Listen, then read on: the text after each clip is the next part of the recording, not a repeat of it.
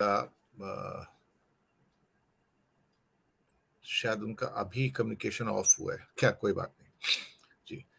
वैसे मैं यहाँ बता दूं कि धनंजय कुमार जी तो वैसे भी सब जानते हैं कि बहुत अच्छे राइटर भी हैं, राइटर एसोसिएशन के, फिल्म राइटर एसोसिएशन के मेंबर भी हैं, और फिल्मों के बारे में जो उनकी जानकारियां अद्भुत हैं एकदम सी। और अमिताभ जी के शो पे सत्य हिंदी पे तो अक्सर मैंने उनको देखा है फिल्मों के बारे में बातचीत करते हुए, फिल्मी कहानियों के बारे में, उसके स्क्रीन प्ले के बारे में, और बाकी फिल्मों की जो विभिन्न विधाएं हैं तो उसके बारे में जो उनकी जानकारियां हैं वो अद्भुत हैं। हालांकि कई साल पहले की बात है, कई दशक की, मैं भी फिल्म राइटर एसोसिएशन का मेंबर था, तो एक दो स्क्रिप्ट मैंने भी लिखी थी, इस छोटे से व्यक्ति ने भी। मैं आता हूं वीरेंद्र सेंगर जी आपके पास, फिर मैं आऊंगा अनिल सिन्हा जी के पास। सेंगर साहब, आपने बात सुनी नेहा की और धनंजय कुमार जी की भी। जो घट रहा है सामने, खास तौर से एक छोटे से मेयर के इलेक्शन के लिए जो इतनी मारामारी हुई है, सुप्रीम कोर्ट तक मसला गया है, आप इन घटनाओं को किस रूप में देखते हैं? ये किस किस्म का चरित्र निकलकर बाहर आ रहा है और आम आदमी के ऊपर उसको क्या असर पड़ता है? आप सोचिए कि ये चुनाव के रिजल्ट आए हुए ऑलमोस्ट 3 महीने हो गए हैं, तो 3 महीने लग गए हैं, मेयर का चुनाव नहीं हो पाया है। ये हालात इस कदर बिगड़े हुए हैं। सेंगर साहब।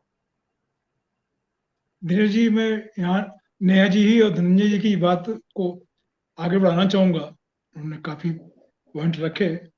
सबसे मुझे तो लग रहा है कि एक विडंबना हो गई है, जैसे कि बीजेपी की एक जिद हो गई है कि जो चाहेंगे वो उस पर वो अडिग रहेंगे, चाहे सही हो या गलत हो, संविधान सम्मत हो या संविधान से बाहर हो, इसकी उनको कोई कोई परवाह नहीं है। दिल्ली का मेयर का मामला एक छोटा सा मामला है। ऐसा नहीं था कि वो कोई सरकार बनने जा रही थी या सरकार बिगड़ने जा रही थी। हालांकि दिल्ली की सरकार का क्या हाल बना रखा है, वहाँ के गवर्नर ने और सरकार ने, केंद्रीय सत्ता ने, वो फुटबॉल की तरह से चला रहे हैं उसको, वो अलग हाल है। लेकिन मेयर में मतलब जहां उनके पास 150 मतलब बहुमत था पूरा, और बीजेपी के पास मुश्किल से 105 110 लोग थे, और उसके बाद भी वो हावी थी, मतलब ये कि कोई कानून नहीं मानना, कोई संविधान नहीं मानना, और जो नामांकित किए गए हैं सदस्य, उनके वोट डलवाने पर आमादा होना, और हर बात पे मतलब सुप्रीम कोर्ट, मतलब हर बात पे सर्वोच्च न्यायालय में जाना और वहां से फैसला मिलना, ये कोई अच्छे संकेत नहीं है। अंधा ठीक है, आपको सफलता मिली, लेकिन इसके पीछे कई विडंबनाएं छिपी हुई हैं, जो मुझे लग रहा है कि आगे ऐसा नहीं लग रहा है दिनेश जी कि इससे कोई बीजेपी के नेतृत्व ने सबक सीखा हो। ऐसा किसी का बयान भी नहीं आया, जबकि शर्मिंदा होना चाहिए कि ये काम जो पहले हो जाना चाहिए था, वो सुप्रीम कोर्ट का स्टेप। भाई, अगर सारे कार्यपालिका और ये सब सब काम बंद कर देंगे, ये सब जो है अपने आंखें बंद कर लेंगे, और हर तो क्या क्या काम करेगी न्यायपालिका? इसका मतलब है कि न्यायपालिका को केवल डराने नहीं, उसको थकाने की भी कोशिश हो रही है कि हर मामला जाए। अभी देखिए, वहां महाराष्ट्र के मामले पर सुनवाई चल रही है।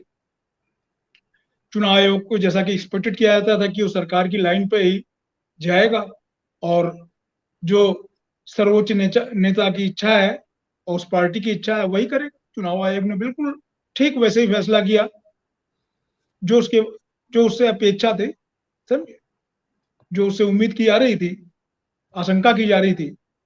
लेकिन सब कुछ बड़ी बेशर्मी से हो रही है। जो जो हमारी संवैधानिक स्वायत्त संस्थाएं हैं, उन्होंने कितने घुटने टेक दिए हैं, और कितनी कितनी बार टेक दिए हैं।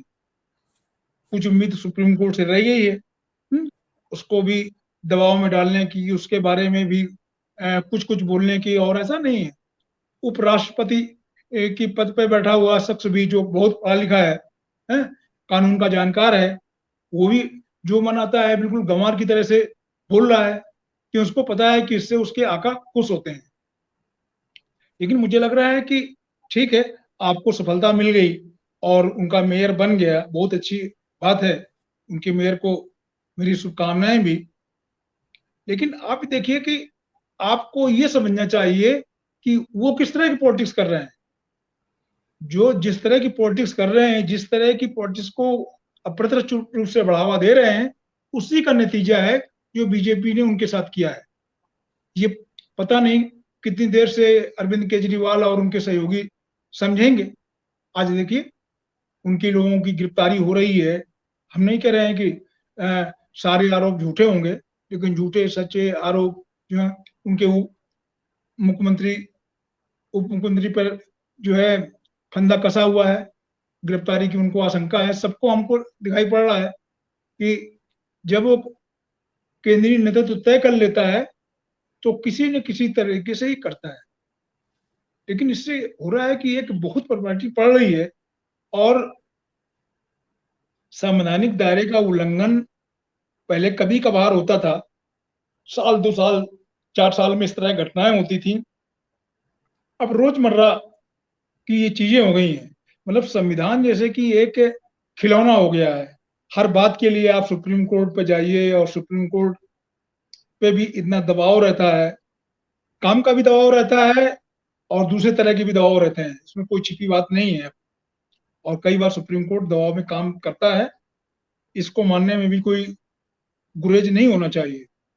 तो मुझे लग रहा है कि जैसे कि ये सत्ता है ये उतारू हो गई है कि जितनी स्वायत्त संस्थाएं हैं, जो संवैधानिक संस्थाएं हैं, उनको एक एक करके ढाया जाए, थकाया जाए और उनको ये मजबूर कर दिया जाए कि जो केंद्र सरकार की इच्छा है उसके विरुद्ध वो चल नहीं सकते। आपकी जो सफलता है ये इसको मैं बड़ा स्थायी नहीं मान रहा हूँ। हो सकता है कि जो नई मेयर आई हैं